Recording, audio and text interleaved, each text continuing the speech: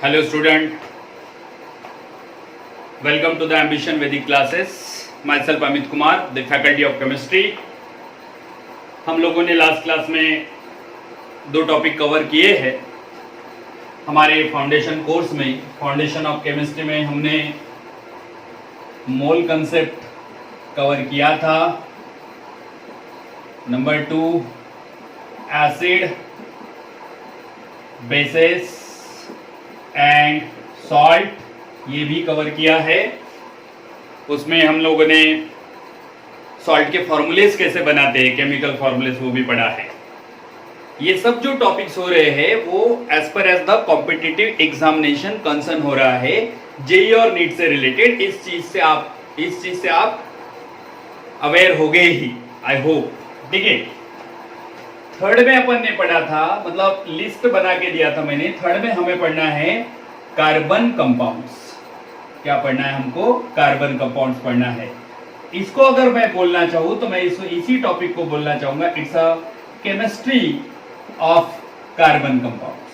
क्या बोलूंगा मैं? केमिस्ट्री ऑफ कार्बन कंपाउंड्स, जो आज का हमारा टॉपिक है। और फिर लास्ट टॉपिक हम लोग जो कवर करने वाले हैं वो है हमारा types of chemical reaction. Chemical reactions and there types. तो खैर ये टॉपिक आज कवर नहीं हो सकता है, लेकिन ये आज करेंगे हम।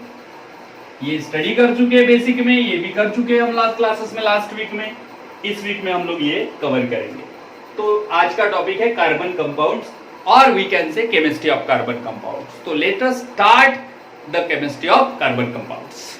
ठीक है, तो guys welcome again to the classes, enjoy the class. ठीक है, तो हमारा टॉपिक है chemistry of carbon compounds. Chemistry of carbon compounds, carbon compound का केमिस्ट्री।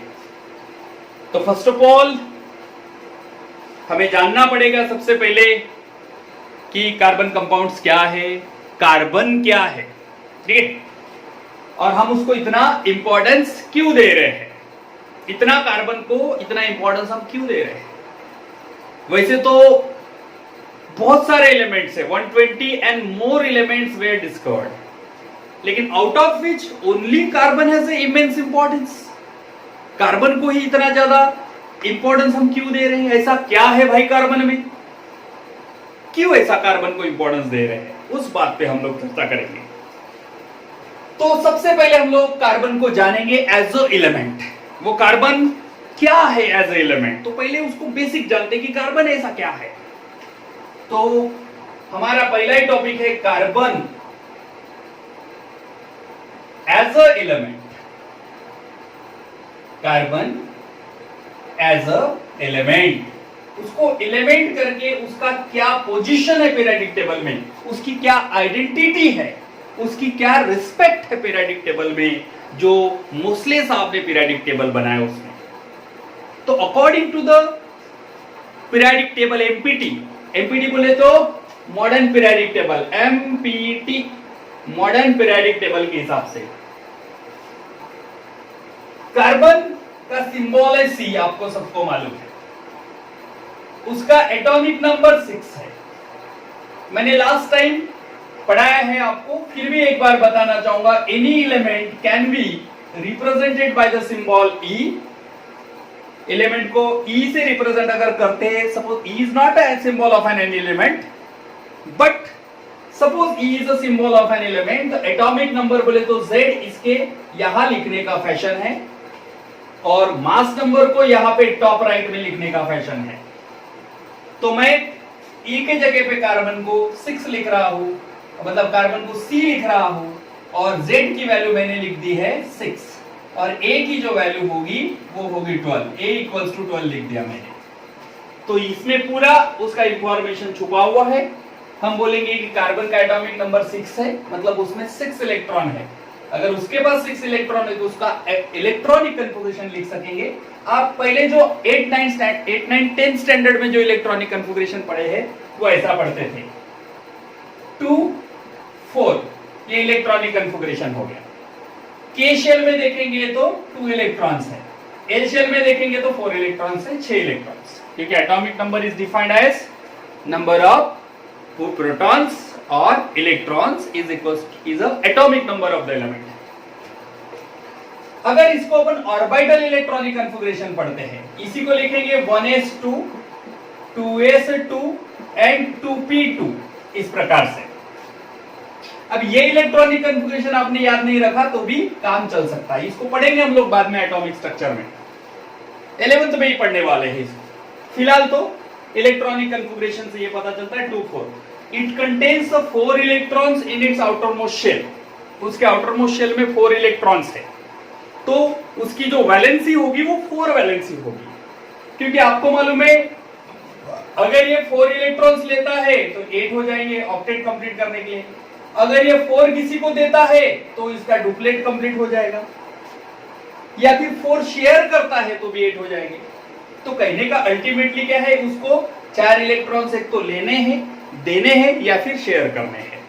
तो जितने नंबर ऑफ इलेक्ट्रॉन्स वो शेयर करता है, डोनेट करता है या एक्सेप्ट करता है, वही किसी भी एलिमेंट की वैलेंसी होती है, आप लोगों को मालूम है। तो इसलिए कार्बन की जो वैलेंसी है वो 4 है। वैलेंसी ऑफ कार्बन कितना हो गया, 4। कार्बन की वैलेंसी 4 होने के कारण उसको बोलते हैं it is a tetravalent in nature. Tetravalent है, टेट्रा बोले तो 4, mono 1, di 2, tri 3, tetra 4, penta, hexa, hepta, octa, nona, deca. ठीक है, 10 तक के ये टेबल हो गया ग्रीक और लैटिन लैंग्वेज। ठीक है, तो ये हमें साइंस में हमेशा ही जरूरत पड़ेगी, तो उस हिसाब से हम लोग याद रखेंगे। मैं लिखवा के दूंगा आने वाले समय में, फिलहाल तो बस इतना। It is a tetravalent in nature, मतलब इट हैज अ वैलेंसी 4। अभी 4 वैलेंसी तो बाकी लोगों की भी है, तो कार्बन का 4 वैलेंसी होने से ये अलग कैसे हो गया, है कि नहीं? तो वैलेंसी की वजह से रही। दूसरी एक प्रॉपर्टी है, carbon has a very special property called as a catenation. Carbon का एक प्रॉपर्टी है, क्या है? Catenation property. अभी कैटनेशन क्या है? द कैटनेशन क्या है? Catenation is a very very special property of carbon, the property of element. ये क्या है? प्रॉपर्टी ऑफ एलिमेंट है in which elements binds with itself, खुद के साथ ही वो बॉन्ड बनाता है। मतलब it is a property of direct bonding between the atoms of the same element. क्या बोल रहा हूं मैं? It's a property of direct bonding. Direct bonding है between the same element, same element के साथ bonding. Property of bonding between the atoms of the same element to form a long chain structure. क्या करेंगे? ऐसा direct bonding के कारण वो carbon carbon bond हो गए, लॉन्ग चेन स्ट्रक्चर बना सकते हैं, वो ब्रांच चेन स्ट्रक्चर भी बना सकते हैं, वो रिंग चेन स्ट्रक्चर भी बना सकते हैं। ये देखो इधर, carbon has a ability of self bonding, direct bonding between the atoms of the same element. बोला मैंने, क्या बोला है? Direct bonding between the atoms of the same element to form a long chain structure. अगर ये structure है, carbon की valency 4 है, आपको मालूम है। अगर ये स्ट्रक्चर है तो इसको बोलूंगा लॉन्ग चेन स्ट्रक्चर। अगर ये पूरा है तो ब्रांच, तो इसको बोलूंगा मैं वो लॉन्ग चेन स्ट्रक्चर बना सकते हैं। ठीक है, वो ब्रांच चेन स्ट्रक्चर भी बना सकते हैं। ये ब्रांच चेन स्ट्रक्चर मैंने अलग से शो कर दिया, ये देखो इधर, ये ब्रांच चेन स्ट्रक्चर है।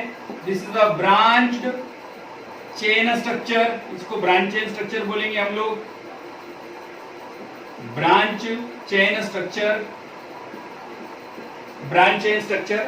और ये देखिए यहाँ पे, ये स्ट्रक्चर ऑफ बेंजीन है। अगर आप देख पा रहे हो तो it is the structure of benzene. ये देखो इसको, ये जाना पहचाना लग रहा होगा आपको, double bond, single bond, double bond, double bond, है कि नहीं? ये बेंजीन का स्ट्रक्चर है।